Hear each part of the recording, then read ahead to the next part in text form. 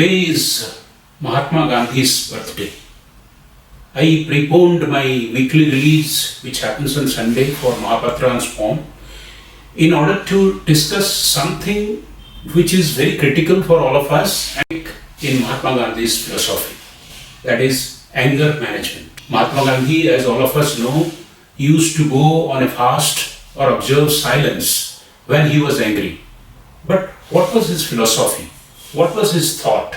All of us, in the heat of the moment, we do things or we take actions in an angry state only to think that, alas, we could have behaved a little better.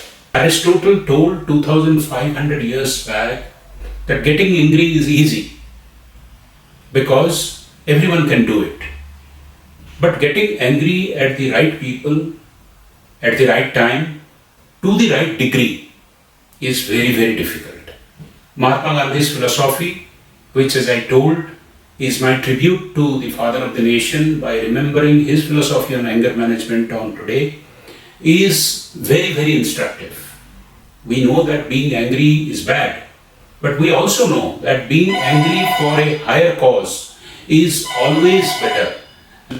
Being angry against human injustice, being angry against people who are exploiting the lesser human beings is always good. Mahatma Gandhi used to express his displeasure in a method which is known as satyagraha or quest for truth.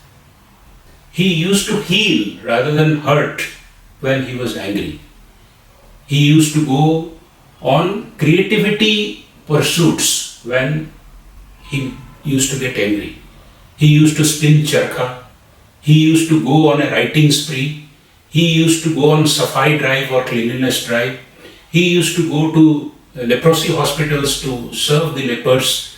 So all these were formats in which he used to express his anger. In his writing and through observation of people who have seen him, we all know that people who are angry often lose control because they do not know what to do. So Mahatma Gandhi writes that through bitter experience, he has learned that the heat of anger can always be channelized to transform this world, to move this world to a new place.